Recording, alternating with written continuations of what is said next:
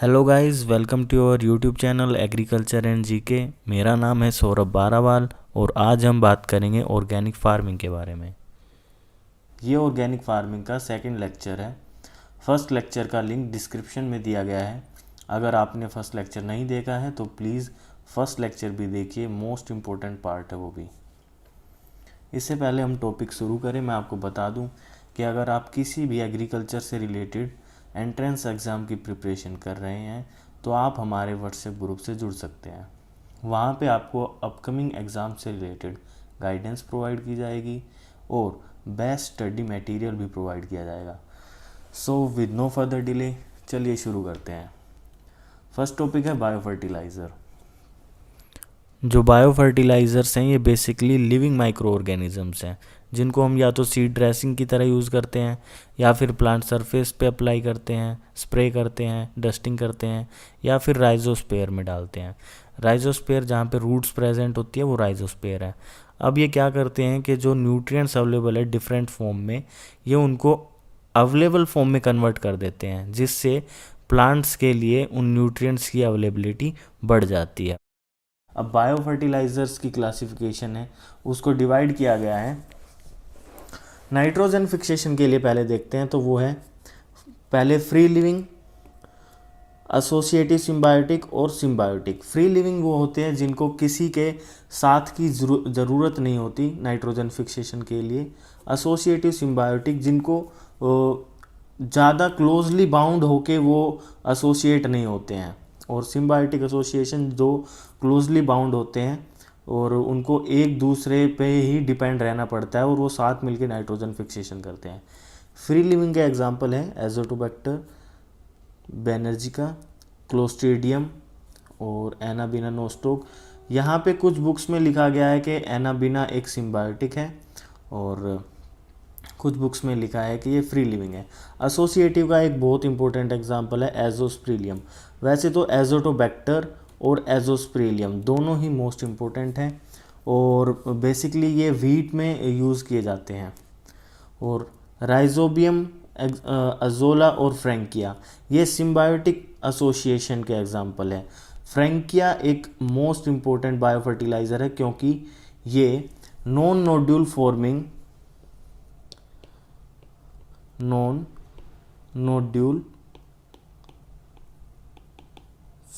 Crops के अंदर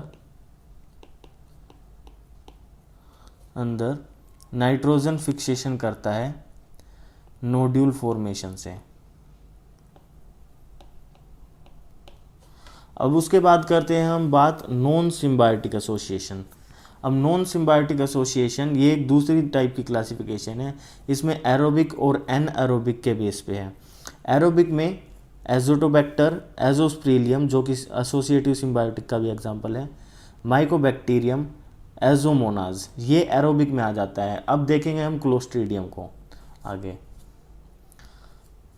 अब जो एनएरोबिक है उसका मोस्ट इम्पोर्टेंट है क्लोस्ट्रीडियम, क्रोमेटियम और क्लोरोबियम।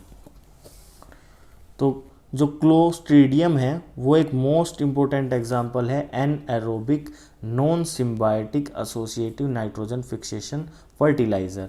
अब है फैक्युलिटेटिव एनएरोबिक। अब ये फैक्युलिटेटिव एनएरोबिक क्या होता है?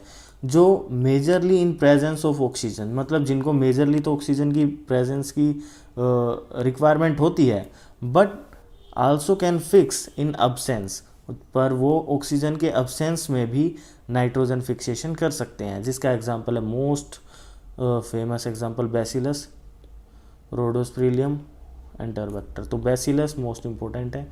बैसिलस क्यों इम्पोर्टेंट है आगे पता चलेगा। देखिए, नॉन लेग्यूम के अंदर नोड्यूल फॉर्मिंग फ्रैंकिया, ये काफ़ी एंट्रेंस एग्जाम्स में भी पूछा गया है कि फ्रैंक एक ऐसे बैक्टीरिया का बायो फर्टिलाइज़र का नाम बताओ जो नॉन लेग्यूम क्रॉप्स के अंदर भी नोड्यूल फॉर्म करता है, तो वो है फ्रैंकिया। अब उसके हमने नाइट्रोजन के लिए पढ़ लिया। उसके बाद है फोस्फोरस सोल्यूबलाइज़र, उसके बाद फोस्फोरस मोबिलाइज़र। तो फोस्फोरस सोल्यूबलाइज़र के लिए मैंने कहा है कि फोस्फोरस सोल्यूबलाइज़र के लिए जो बैसिलस है उसने एमएससी कर रखी है। बैसिलस ने एमएससी कर रखी है किस चीज़ में? बैसिलस ने एमएससी कर रखी है फोस्फोरस सोलुबलाइजेशन में। कैसे? बैसिलस मेगाटेरियम वैरायटी फोस्फेटिकम, बैसिलस सबटिलिस और बैसिलस सर्कुलेंस। तो एम, एस और सी हम इसे याद रख सकते हैं कि बैसिलस ने एमएससी कर रखी है फॉस्फोरस सोलुबलाइजेशन में। इसके अलावा स्यूडोमोनास स्ट्रेटा ये एक एग्जांपल है जो कि एक बैक्टीरिया है। अब फंजाई की बात करें, फंगस की बात करें तो पेनिसिलियम स्पीसीज, एस्परजिलस अवामोरी ये एग्जांपल है फॉस्फोरस सोलुबलाइजर के। अब मोबिलाइजर की बात करेंगे तो ये सारे फंजाई है, देखो M fungi, orchid mycorrhiza, Rhizoctonia solani, ericoid mycorrhiza, actinomycorrhiza, but important यही है फॉस्फोरस सोलुबलाइजर। उसके बाद करते हैं बैसिलस स्पीसीज। अब मैंने बताया कि क्यों इम्पोर्टेंट है, वो मैंने एक अलग से लिख दिया है कि ये देखो डीनाइट्रिफिकेशन में भी काम करती है, फॉस्फोरस सोलुबलाइजर की तरह भी काम करती है और जिंक और सिलिकेट सोलुबलाइजर की तरह भी काम करती है। तो इसीलिए बैसिलस एक इम्पोर्टेंट स्पीसीज़ है बायो फर्टिलाइज़र के केस में। अब मैंने कुछ दो ही कवर किए हैं, राइजोबियम और ब्रेडी राइजोबियम, यही इम्पोर्टेंट है। ये इनका होस्ट प्लांट अलग अलग है। राइजोबियम तो है पर ये अलग है। जैसे राइजोबियम किसमें, पी में, बीन्स में, सोयाबीन में, क्लोवर में, अल्फाल्फा में, इनके अंदर नाइट्रोजन फिक्स करता है। जबकि जो ब्रेडी राइजोबियम है वो काउपी के अंदर, ग्राउंडनट के अंदर, रेड ग्राम के अंदर, देखिए रेड ग्राम। वैसे पी, बीन्स, सोयाबीन, क्लोवर, अल्फाल्फा ये राइजोबियम के अंदर आ जाते हैं। मतलब जो कॉमन है ना, जैसे पी हो गया, बीन्स हो गए, और काउपी एक्सेप्शन हो जाता है, रेड ग्राम और ग्राउंडनट, ये सब ब्रेडी राइजोबियम में आते हैं। मतलब ब्रेडी राइजोबियम इनके अंदर फिक्सेशन करता है। उसके बाद एक मोस्ट इम्पोर्टेंट, मैंने ज़्यादा कवर नहीं किया क्योंकि ज़्यादा याद करने मुश्किल होते हैं, पर जो मैंने लिखे हैं यहाँ पे 5, ये मोस्ट इम्पोर्टेंट है, किसी भी एग्ज़ाम में पूछे जा सकते हैं। तो पेस्ट मैनेजमेंट के अंदर बायोपेस्टिसाइड्स हैं ये। अब हम ऑर्गेनिक फार्मिंग पढ़ रहे हैं तो हम सारे बायोपेस्टिसाइड, कोई भी केमिकल नहीं पढ़ेंगे। तो प्रीडेटर की तरह कौन सा यूज़ किया जाता है, क्राइसोपरला, आपने भी नाम सुना होगा। Chrysoperla is a example of predator, ये याद करो तो कर लेना, नहीं तो क्राइसोपरला इंपॉर्टेंट है।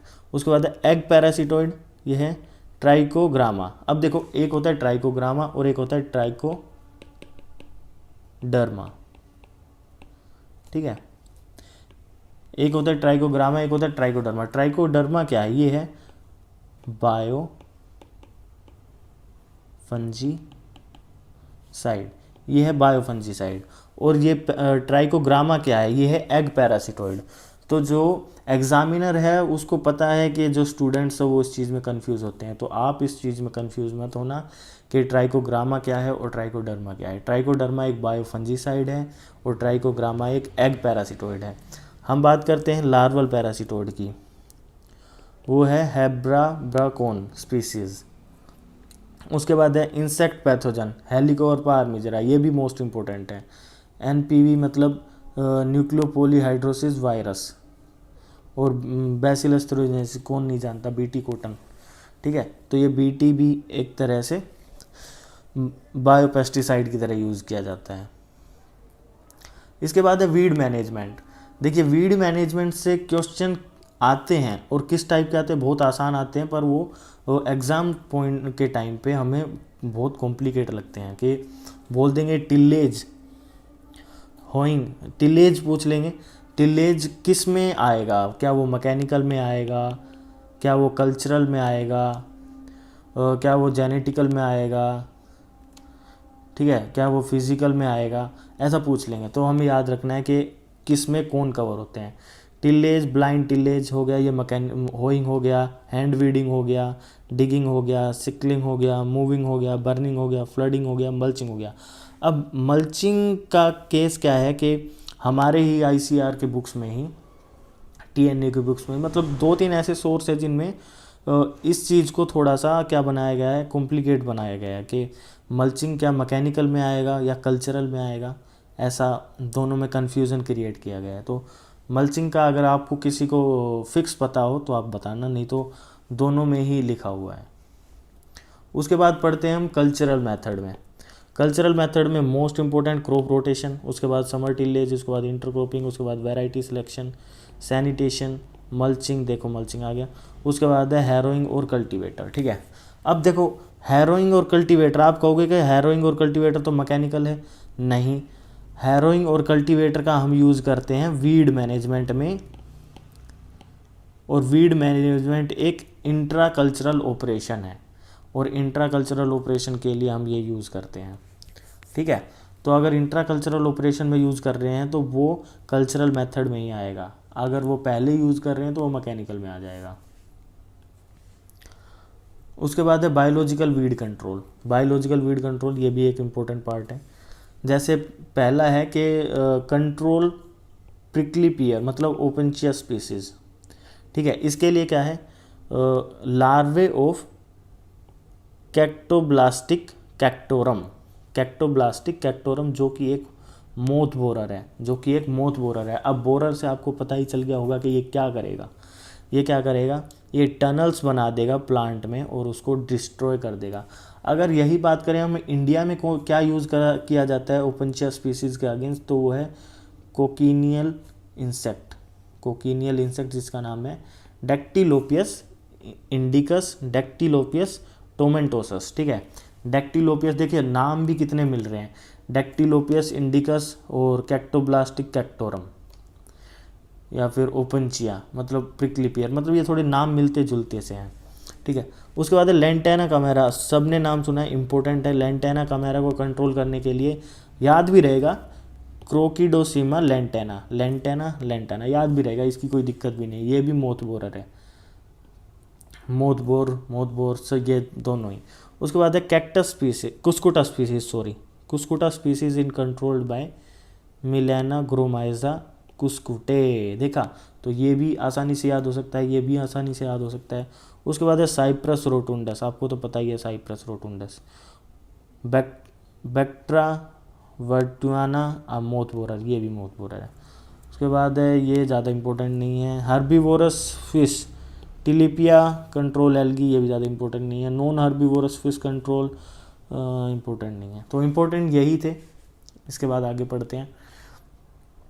अब ये सच में मेजर पार्ट है कि ट्रेड नेम वो आपको बता देंगे कि ट्रेड नेम दे देंगे या फिर नहीं, मोस्टली ट्रेड नेम ही देते हैं, और उसके बाद बोलते हैं कि कौन सा पैथोजन यूज़ किया गया है, और टारगेट वीड भी लिखा हुआ है यहाँ पे। ठीक है, तो जो डिवाइन है मैंने कम इसके अंदर वो किए हैं, इंक्लूड कंपाइल किए हैं, पर जो कम है वही मोस्ट इम्पोर्टेंट है। जैसे डिवाइन है फाइटोप्थोरा पाल्मिवोरा, ये किसके लिए, स्ट्रेंगलर वाइन के लिए, स्ट्रेंगलर वाइन सिट्रस, आपको तो पता ही है स्ट्रेंगलर वाइन। उसके बाद है मोरेरिया ओडोराटा जिसको बोलते हैं। ठीक है, मोस्ट इंपॉर्टेंट है सच में, Phytophthora palmivora most important, Colletotrichum gloeosporioides most important. तो इसको बोलते हैं कोलिगो, कोलिटोट्राइकम ग्लोस्पोरिडीज एक्काइनोमिनी। ठीक है, अब यही नाम यहाँ पे आ गया है इसलिए ये आसान हो जाएगा। नॉर्थर्न जॉइंट विच इसको बोलते हैं। ठीक है, राइस में और सोयाबीन में होता है ये। तीसरा है बाइपोलेरिस, बाइपोलेरिस सोर्गिकोला। अब देखो कितना आसान हो जाता है, सोरगम हेल्पेंस, जॉनसन ग्रास, सोर्गिकोला, बाइपोलेरिस सोर्गिकोला, तो सोर्गिकोला से सोरगम हेल्पेंस जिसको जॉनसन ग्रास भी बोलते हैं। अब है बायोलोफोस स्ट्रेप्टोमाइसिस हाइग्रोस्कोपियस, जनरल वेजिटेशन को ख़त्म करता है। ठीक है, ये भी इम्पोर्टेंट हो गया क्योंकि जनरल वेजिटेशन के लिए तो जनरली लोग यूज़ कर लेते हैं बायोलोफोस। ठीक है, स्ट्रेप्टोमाइसिस हाइग्रोस्कोपियस। ऐसे ही ये है बाइपोलेरिस। ठीक है, कंफ्यूज मत हो जाना। अब देखो LUBAO11। ठीक है, इसके लिए यहाँ पे हमने क्या पढ़ा था, कोलिटोट्राइकम ग्लोयोस्पोरिडीज एक्काइनोमिनी, और यहाँ पे है कोलिटोट्राइकम ग्लोयोस्पोरिडीज कुस्कुटे। ठीक है, और ये कुस्कुटा स्पीसीज़ को ही टारगेट करता है जिसको हम डूडर बोलते हैं। ठीक है, वो स्ट्रेंगलर वाइन था, ये डूडर है, ये जॉइंट विच है, ये जॉनसन ग्रास है। तो वो कॉमन नेम से भी आपको पूछ सकता है कि स्ट्रेंगलर वाइन के लिए कौन सा यूज़ करेंगे, नॉर्थर्न जॉइंट विच के लिए कौन सा यूज़ करेंगे, जॉनसन ग्रास के लिए। अगर उसने सोरगम हेल्पेंस दे दिया या फिर बाइपोलेरिस दे दिया आप समझ जाओगे, पर अगर जॉनसन ग्रास दे दिया तो आपको हिंट नहीं मिलेगा। तो आपको पता होना चाहिए जॉनसन ग्रास्को सोरगम हेल्पेंस, इसलिए ये दोनों यहाँ पे इंक्लूड है। उसके बाद है कैसेट। कैसेट है अल्टरनेरिया कैसिया, कैसिया एब्टूसीफोलिया, ठीक है। उसके बाद है ABG 5003, ठीक है।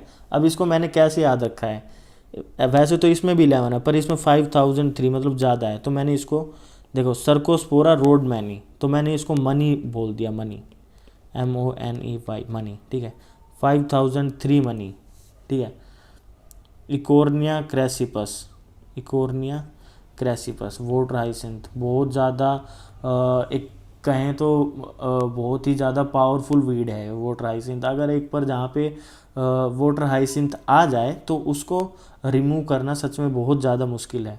और ये जो नाले वगैरह होते हैं यहाँ पे तो आ जाता है, तो फिर उसके बाद भूल ही जाओ कि इनको हटाया जा सकता है, आप हटा दोगे फिर से आ जाएंगे। तो उनके लिए ABG 5003 और उसको बोलेंगे सर्कोस्पोरा रोडमैनी, ठीक है। अगर ये देते हैं तो आप आसानी से बता पाओगे, क्योंकि ये देखो वैल्यू के हिसाब से आप याद रख सकते हैं रोडमैनी। और इकोर्निया क्रेसिपस वोटर हाइसिंथ। आगे हम बात करते हैं क्वालिटी कंट्रोल स्टैंडर्ड्स की। वैसे तो ये लास्ट पार्ट है ऑर्गेनिक फार्मिंग का, पर मैंने इसके अंदर इंडिया की ऑर्गेनिक फार्मिंग का स्टेटस भी इंक्लूड किया है। तो अब देखो क्वालिटी कंट्रोल ऑफ स्टैंडर्ड, इसके लिए सबसे पहले इफोम आया है। इफोम 1972 में आया था, 1972 में। एक दो जगह 1970 लिखा है पर यही ठीक है, 1972 सही है, ठीक है। Basic standards are most important organic standards which also describes the principle of organic farming.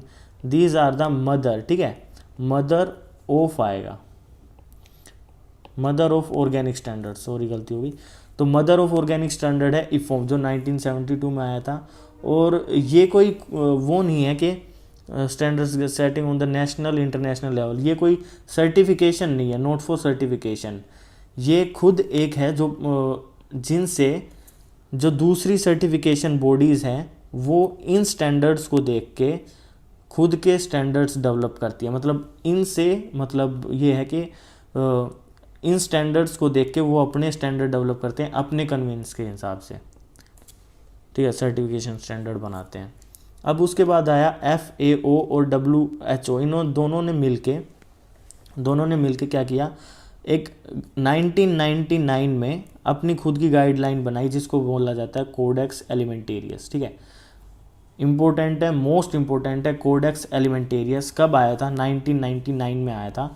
और ये FAO WHO दोनों ने मिलके बनाया था, जिसको बोला जाता है कोडेक्स एलिमेंटेरियस कमीशन, ठीक है। कब आया था, 1999 में। अब इसके बाद इंडिया में ये सब आने लगा, जैसे NPOP मैंने फर्स्ट लेक्चर में बताया था क्या होता है, national programme for organic production during 2001।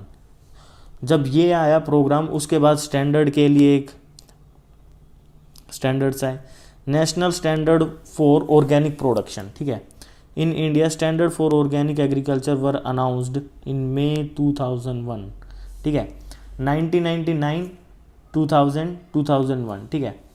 And the national programme on organic production is administered by agricultural and processed food product export development authority, ठीक है, APEDA, using IFOAM basic standard under the ministry of commerce. तो ये सब बताया गया है, अपीडा ने help की, इफोम वाले स्टैंडर्ड्स लिए और तब जाके ये स्टैंडर्ड बनाए हैं और 2001 में आए हैं, ठीक है। उसके बाद है, अब इन्हीं स्टैंडर्ड्स के अकॉर्डिंग क्या कौन सी चीज़ें प्रोहिबिटेड है, कौन सी चीज़ें रिस्ट्रिक्टेड है और कौन सी चीज़ें परमिटेड है, ठीक है, वो चीज़ पढ़ेंगे। प्रोहिबिटेड मतलब बिल्कुल भी यूज़ नहीं करना, सिंथेटिक प्रोडक्ट्स हो गए, GM प्रोडक्ट्स हो गए, ठीक है। वैसे तो केमिकल्स है तो वो तो नाम ही नहीं बनता, तो वो लिखा नहीं है, ठीक है। परमिटेड में क्या आ जाएगा, अपना FYM आ जाएगा, यूरिन, क्रॉप रेजिड्यूज आ जाएंगे। और ये नहीं है कि ये किसी भी फील्ड से आया होगा, जिस फार्म में ऑर्गेनिक फार्मिंग हो रही है उसी फार्म का ये सब होना चाहिए। Crop residue, mulches, cover crops, poultry manure, bio fertiliser, BD preparation, vermi compost, botanical extracts, ठीक है। अब रिस्ट्रिक्टेड क्या है, मतलब वो चीज़ें जो प्रोहिबिटेड नहीं है, मतलब ये नहीं है कि हम बिल्कुल ही यूज़ नहीं कर सकते। कुछ कंडीशंस है जब वो सर्टिफाइंग एजेंसी हमें अलाउ करती है कुछ कंडीशन में, तो ये वो चीज़ें हैं जिनको कुछ कंडीशन में अलाउ किया जाता है। Blood meal, bone meal, compost, city waste, FYM from other farm, ये देखो, ठीक है। उसके बाद है रिस्ट्रिक्टेड मिनरल्स, कौन कौन से हैं? Sodium chloride, potassium sulphate, gypsum, magnesium sulphate, lime, rock phosphate. Restricted minerals हैं, मतलब हम इनका यूज़ करते हैं कभी कभी। अब मैक्सिमम अमाउंट मैन्योर कितना देना चाहिए? इतना मैन्योर कि जिससे 170 kg nitrogen per year per hectare, इससे ज़्यादा बिल्कुल भी नहीं। पर हेक्टेयर है और पर ईयर है। अब है आयनाइजिंग रेडिएशन की बात करते हैं। आयनाइजिंग रेडिएशन, ठीक है, should not be executed for the disease and pest control. दो आयनाइजिंग रेडिएशन एक ऐसी चीज़ है जो ये होता है कि अगर हमने ये टॉपिक यहाँ पढ़ा नहीं होता तो मे भी हमें लगता कि हम यूज़ कर सकते हैं, पर हम ये यूज़ नहीं कर सकते ऑर्गेनिक फार्मिंग के अंदर। प्रिजर्वेशन, फूड प्रिजर्वेशन के लिए, रिमूवल ऑफ पैथोजेंस और सैनिटेशन के लिए, products which can be used under the supervision of biopesticide जैसे BT, trichoderma, NPV, Pseudomonas, ETC, तो बाद बॉडी मिक्सचर, सल्फर, सॉफ्ट, ये क्या है? ये सारी रिस्ट्रिक्टेड चीज़ें हैं, ठीक है, प्रोहिबिटेड नहीं है, रिस्ट्रिक्टेड चीज़ें हैं। पर ये तो ये हम यूज़ ही नहीं कर सकते, शुड नॉट बी, ठीक है। पायरेथ्रम, ये सब मैक्सिमम, अगर हमने नाइट्रोजन के केस में पढ़ा 170 kg, और वहीं कॉपर के केस में है 8 kg per hectare per year, ठीक है। उसके बाद हम बात करते हैं current status of organic farming, जो कि एक डिमांडिंग पॉइंट है, डिमांडिंग टॉपिक है। किसी ने डिमांड किया था कि करंट स्टेटस भी बताइए। तो करंट स्टेटस है, कुछ ज़्यादा नहीं है कि इंडिया में अगर हम फार्मर्स के नंबर के हिसाब से देखें तो इंडिया की रैंक है फर्स्ट वर्ल्ड में। मतलब वर्ल्ड में सबसे ज़्यादा ऑर्गेनिक फार्मिंग में लगे हुए फार्मर इंडिया में है। अगर हम बात करें सर्टिफाइड एग्रीकल्चरल लैंड जो कि ऑर्गेनिक फार्मिंग के अंडर में आती है, सर्टिफाइड एग्रीकल्चरल लैंड जो कि ऑर्गेनिक फार्मिंग के अंडर में आती है, तो उस केस में हम 9th रैंक पे आते हैं, जो कि टोटल है हमारे पास 1.9 मिलियन हेक्टेयर। वैसे तो हमारे पास टोटल 29.17 लाख हेक्टेयर है, पर ये है कि सर्टिफाइड इतनी है, ठीक है। उसके बाद है ये सबको पता होगा क्योंकि ये काफ़ी फेमस है, काफ़ी एग्ज़ाम्स में भी पूछा जा चुका है कि सिक्किम इंडिया का फर्स्ट फुल्ली ऑर्गेनिक स्टेट है। अब और इसके बाद कौन बनने जा रहा है? UK, यूनाइटेड स्टेट नहीं, उत्तराखंड,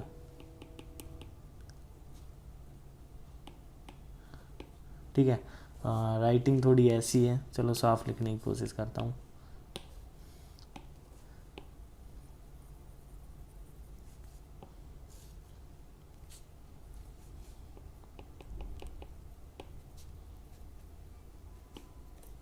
ठीक है, उत्तराखंड ये बनने जा रहा है। इसका 30 बोला गया है कि 30% पार्ट इसका ऑर्गेनिक फार्मिंग के अंडर आ चुका है, और ये मैक्सिमम एरिया अब चाह रहे हैं कि उत्तराखंड का ऑर्गेनिक फार्मिंग के अंडर आए, ठीक है।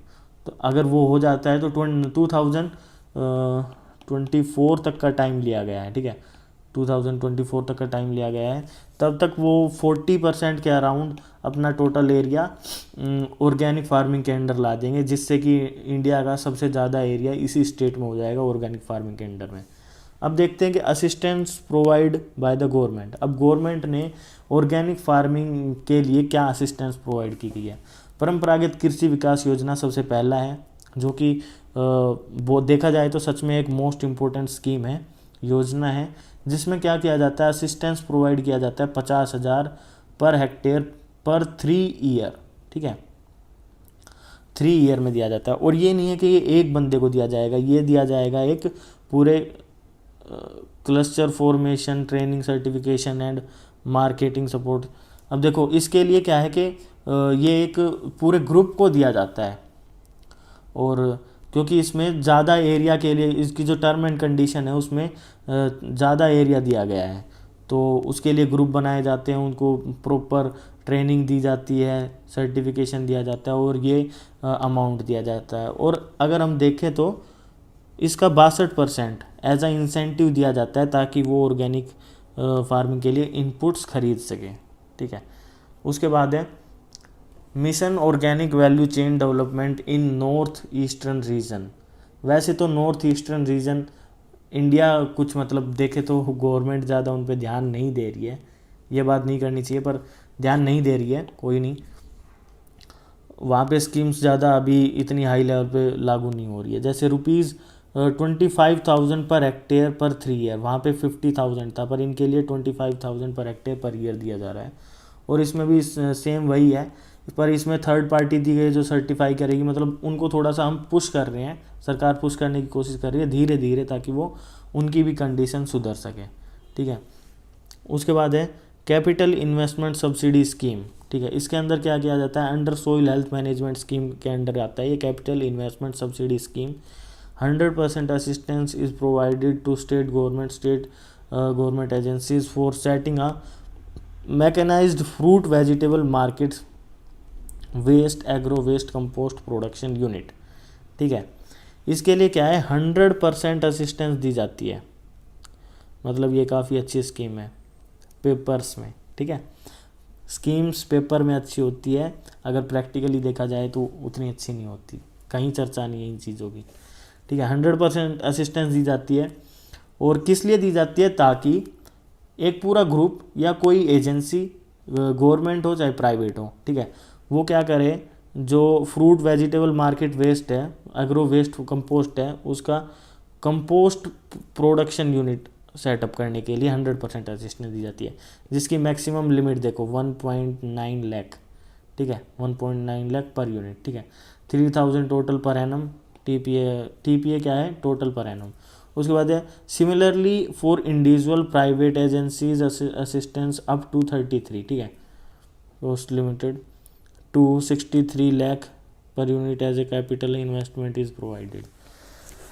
तो गवर्नमेंट के लिए 1.09 लाख पर यूनिट, और ये अगर इंडिविजुअल है, प्राइवेट एजेंसी है, तो उनके लिए 33 दिया जाता है परसेंट असिस्टेंस।